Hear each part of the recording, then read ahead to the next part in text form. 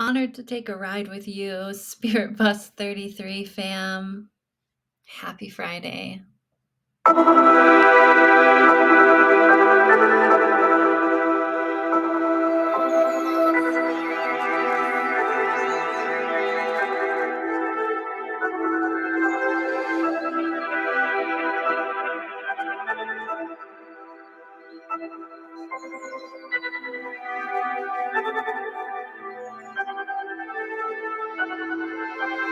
They're spiritual beings having a human experience.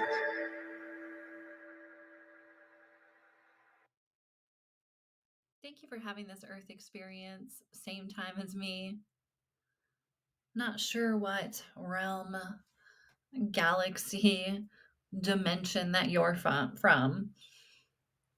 Perhaps we're from the same place. If you dig this podcast, though, we're at least, if nothing else, we're speaking the same language. We're on the same radio station. Our frequencies are aligned. As always, before we take this journey, check in. Stop whatever you're doing. Check in on your avatar. Let's all, right in this moment, right now, let's drink some water. Put the caffeine down, the matcha, the kombucha. Grab some filtered water or unfiltered if you feel like raw dogging it. Take a few sips right in this moment. Next, check in. What do you need right now? Have you been holding your pee? Go pee. Do you need to brush your teeth? Pause.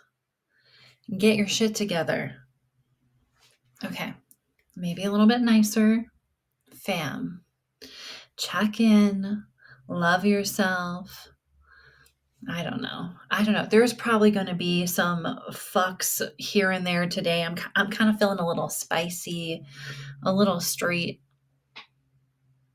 Maybe I've been taking in like an excess of like Jessa Reed's energy. Like, if you know, you know. She is one of my favorite teachers for now here on Earth. And she doesn't know me, I don't, but she probably knows it on some interdimensional level. So here we go, fam. Route 56.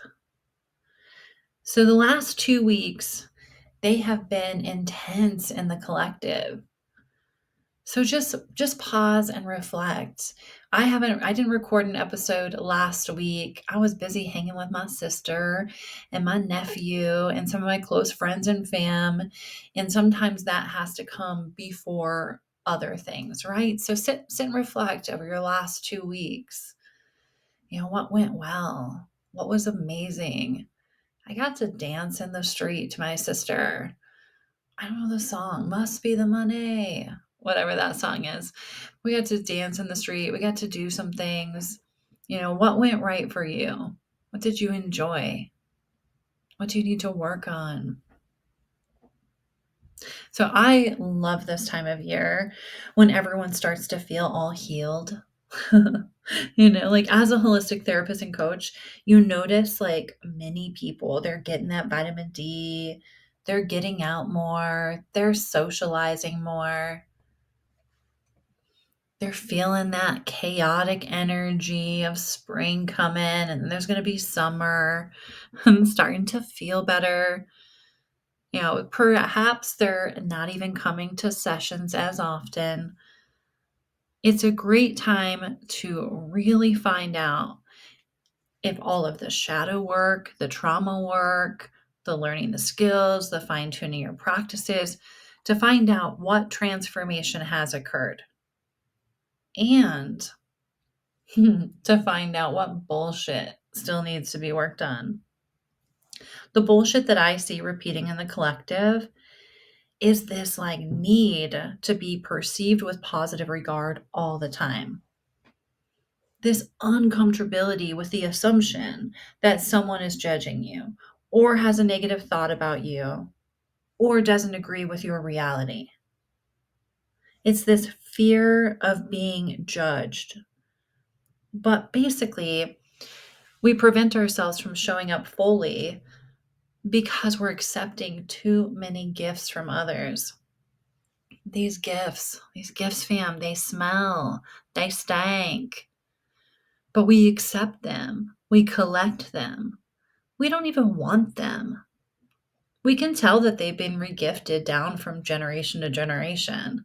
They're like a yellowed doily that smells like stale beer and cigarette smoke, maybe that hint of mothballs.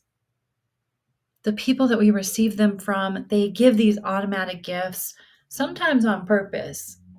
They feel bad about their stinky collections in their pockets, so they project and they push the nasty out, wanting you to hold on to some too. Some people, though, they don't even know that they're giving the gift. Their level of awareness has not developed, so they're handing out shit stained doily gifts, yet they sit on their throne of bullshit to feed their ego, which is held together by this superiority and kind of mimicking actions that make them feel very holy. The thing is, if someone offers you a gift and it's sour, it's full of generational trauma, it's expired, why do we accept it? Why do we even want the gift? So, what happens if you don't accept a gift from another person? Well, they keep it. Isn't it people pleasing to take an unwanted gift? Smile. Take the gift and make that person feel good, even at the expense of your own wellness. So, come on. So, this year, 2025, we are not accepting stank doilies because the truth is that sometimes the gift isn't even really there. Sometimes we're projecting that someone is giving us a moldy doily because maybe we're hangry. Maybe we are projecting and we're misinterpreting someone's face expression as judgment. And then we take that gift and we catastrophize the situation in our minds. It must be because I am, and then you enter in your own specific lack of worth area there. Okay, so to bring it back, bring it down to another level. If we notice real or make believe fucky energy from another person, we don't need to roll around in it like it's a onesie day 3 at a festival. We can leave that energy with the person knowing that it's not ours. Of course, validate your emotions. Don't be a dick to yourself. Okay, I'm going to have to reframe that because I'm working with my therapist on not using the word dick. So let me rephrase. Don't be mean to yourself. After the validation, drop the doily, redirect yourself to something uplifting, like all the amazing gifts, energy transfers that are happening with different people. Also, let's stop allowing ourselves to feel like shit because that was in quotations, don't agree with my life or those people, quote unquote. These hypothetical fears, deal with them. Deal with them when they actually form into your reality. Your body doesn't know that your visualization of being hated is not really happening right now to you. You're putting yourself in the fight flight mode over a meme on Facebook posted by someone that you don't know and likely will never know because you're not even in the same reality. So, how do we conceptualize? How do we organize? How do we see what is a doily and what isn't even there? We focus on loving ourselves.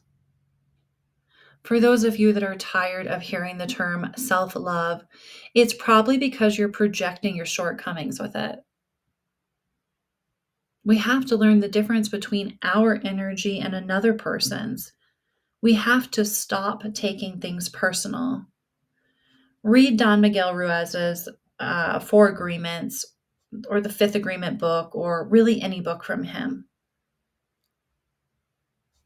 To do that, to not take things personal, we have to pour so much love into ourselves as if we're grateful for this earth experience or something. We have to get to know ourselves on the deepest level, on the real, real. We have to reunite with our intuition so that we intuitively know that ain't my shit. And also, and a big also, we have to be aware when we're handing out moldy ass doilies too. Sanaya Roman, Personal Power Through Awareness, shares, what is intuition and how does it operate? Sometimes it is easier to explain intuition by saying what it is not. It is not the mind that figures everything out. It does not work like a computer going A plus B plus C equals D. It does not utilize the principles of logic as a computer does. Intuition is not ego. It does not operate in a world of form and structure. Intuition is the ability to know without words, to sense the truth without explanations. Intuition operates beyond time and space. It is a link to your higher self. So, back to the self love. To be able to tap into your intuition, there needs to be space. To create space, there often needs to be clarity. To have clarity, we need to lean into mind, body, belief system practices. These assist us with allowing that space to be available more. It assists us with being able to observe ourselves. And with that, the whisper of what is for you gets louder. And when we walk towards that, we embrace that, we start to unlearn these untruths about ourselves. We see that we are worthy right now. We are strong. We are resilient. We start, instead of carrying around our ancestral trauma, we start to carry around our ancestral strengths. Our authentic self is not too much. We can be ourselves. We can shine, create, play, laugh. We can release the trauma. We can step out of the why and into the what's next. We then get a knowing. Oh, I see that person projecting their own insecurities and trying to hand a gift bag of trauma responses and generational distress to me. No thanks. Not going to accept. I hope you can recycle that gift into something helpful, but I'm not going to do it for you because I'm working on my own recycling bin. 3-card reading from the Osho deck. First card, the burden. Put down all those gift bags, those ones that you didn't want to accept, the backpack full of bricks, the things that you have accumulated along the way. And I'm going to go even as far as to say, maybe a little spring cleaning, literally, is important right now. Get rid of those things that have energies attached to it. It's like, why are you holding on to certain things that when you look at them, it reminds you of a sad time or reminds you of a version of yourself that you don't even exist, doesn't even exist anymore? Get rid of those clothes that you're like, I might be able to wear those again, and they've been in your bottom drawer for like 5 years. Like, start to move out the old so that you can move in the new. It's time to release. And when you release, then you're able, to get those burdens off of you, and you're able to then step into the new with like more energy, more vitality. Next card, the dream. We have these ideas from like rom-coms and like, this conditioning, that we're going to maybe like find our perfect, divine complement, our soulmate, or the perfect job, or, the perfect hobby, the perfect whatever. And we have these ideas ingrained in us that it's going to just be smooth sailing, that it's just going to be just like the movies. The issue with that is that nothing can hand you this happiness, perfectly on this platter of here's everything that you need. Happiness comes from within. Happiness comes from loving yourself so much, that you set boundaries, loving yourself so much that you watch out for those stinky doilies that you're handing out, so much that you're not accepting those doilies, so that you're able to really be fulfilled in your life and not expecting these external sources to make you happy. Because then when something comes along, like we were talking about before, someone comes along and they disagree with your reality. They, perhaps they have like an opposing political view or religious view or whatever. You're so upset by that you carry that stank with you all day long. And then that becomes part of your reality, part of your identity, that you don't even know how to hold it down. What would I be without being so upset about it? And I'm not saying don't advocate for yourself. I mean, do. But you don't have to hold it and wrap around in it and walk around as a victim. That doesn't have to be your identity.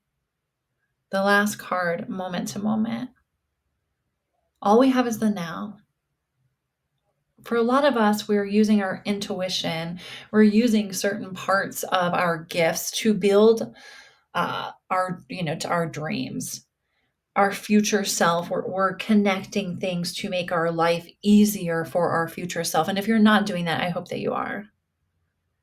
I hope that you learn how to get out of survival mode and you start dreaming and building. And you start thinking about your future self.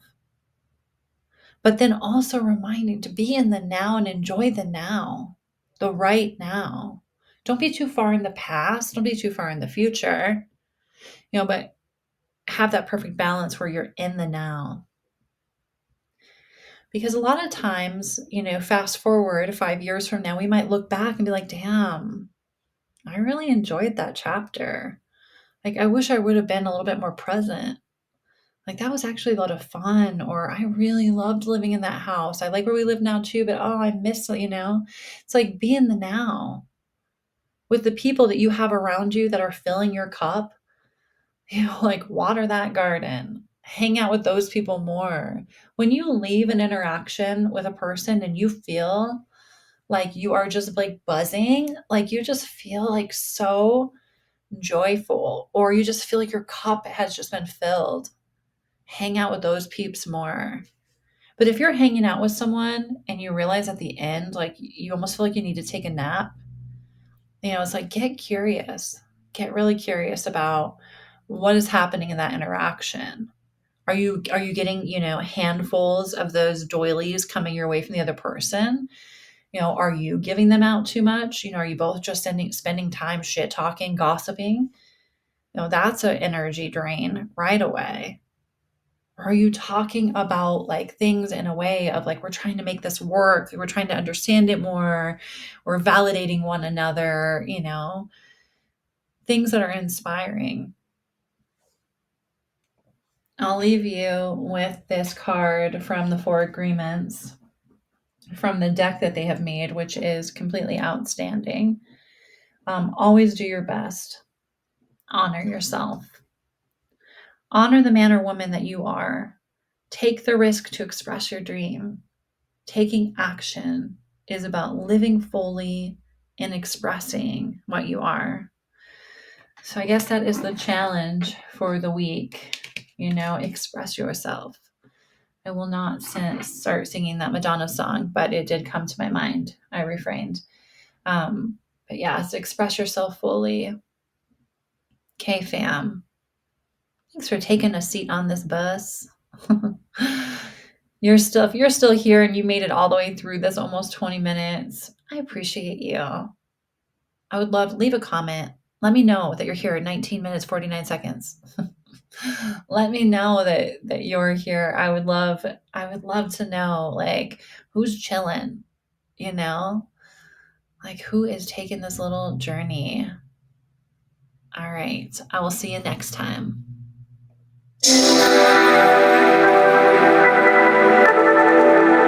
Thank you for tuning in.